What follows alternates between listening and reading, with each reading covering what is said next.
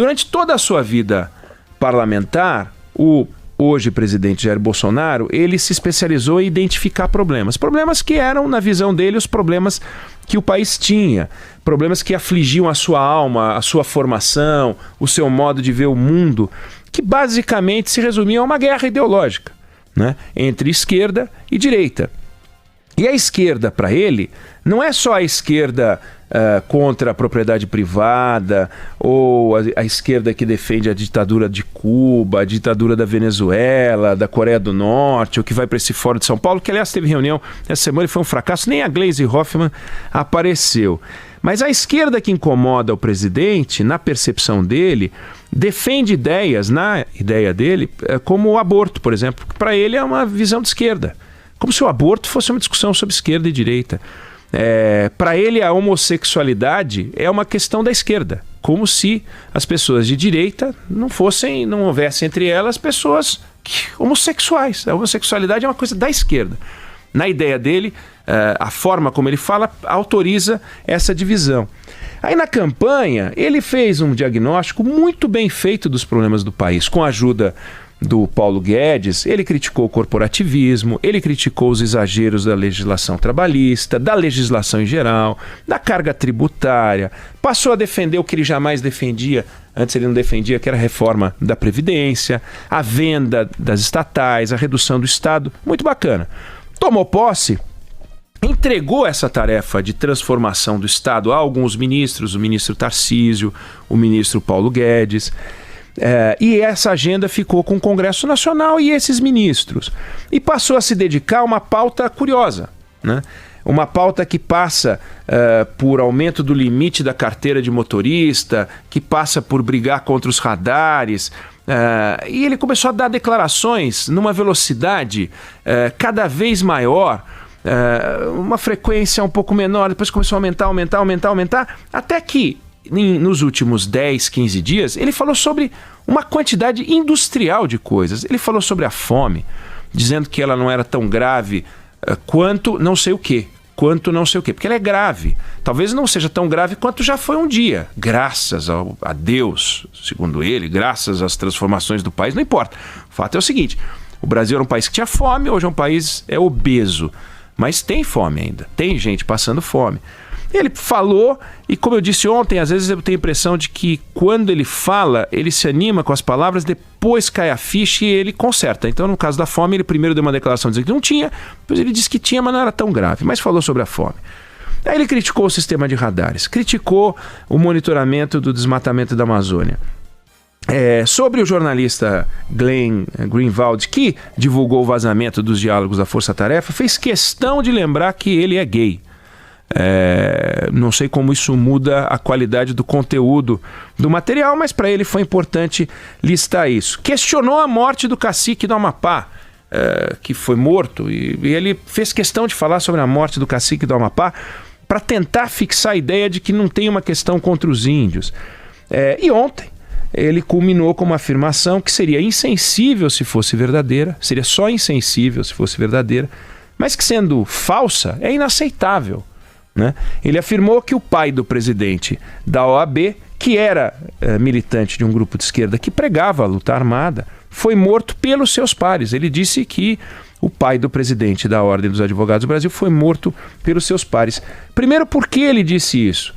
Porque na investigação da tentativa de assassinato que ele sofreu na campanha, eu fico incomodado toda vez que eu leio, escuto, o camarada que deu uma facada, não foi uma facada, foi uma tentativa de assassinato. Eu acho importante deixar isso bem claro.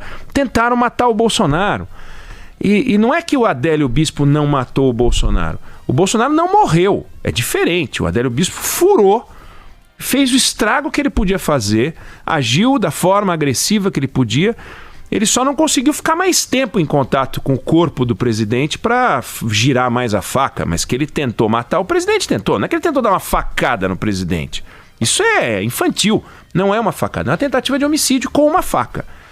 Mas enfim, todas as investigações da Polícia Federal mostram que o Adélio Bispo é um lunático. O cara que matou o Lennon era um lunático. Isso não diminui a morte da pessoa. Não sei por que o presidente parece não se conformar com a ideia de que o Adélio Bispo agiu sozinho, é um lunático, é um doido. Parece que se houver uma conspiração, isso fica ainda mais importante. Mas é muito importante que ele tenha sido salvo e está lá no Palácio do Planalto trabalhando. Mas toda vez que algo ou alguém reforça a ideia de direitos envolvendo o julgamento do Adélio Bispo, ele se incomoda. Então, no caso, queriam avançar as investigações sobre o trabalho do advogado do Adélio Bispo, e a OAB se insurgiu contra isso, dentro da lei, e o presidente da Ordem também. Ele foi na jugular do presidente da Ordem. Eu sei como que seu pai morreu. E o seu pai morreu porque ele foi justiçado pelos pares, porque integrava o braço mais carniceiro da AP de Pernambuco, etc, etc, etc. Como eu falei, se fosse verdade, já seria insensível, porque o presidente da Ordem não tem nada a ver com isso. Nada. Ele não se insurgiu contra o que queriam fazer com o escritório do advogado do Adélio Bispo, porque o pai dele foi assassinado durante o regime militar. Não é essa a questão. Não dá para juntar uma coisa com a outra. Mas, posto que é falsa essa informação, a coisa fica mais grave. Acabou de sair o relatório provando que o pai dele estava sob a guarda do Estado brasileiro. E sob a guarda do Estado brasileiro ele foi assassinado. Mas o responsável por essa morte já disse que foi ele que matou e colocou o sujeito num alto forno, etc. Então, não há discussão sobre como essa pessoa morreu. E o presidente Bolsonaro diz: ele não deveria, presidente da OAB, ouvir só um lado, deveria ouvir o outro também, coisa que o presidente Bolsonaro não faz, ainda mais nesse caso. E ele diz: foi informação que eu tive à época. Mas de onde veio essa informação? Informação furada. Enganaram o presidente Bolsonaro, na época um militar de baixa patente, mas enganaram. Então ele não se conforma com isso e agride, né? E agrediu o presidente da Ordem. Cadê a generosidade, né?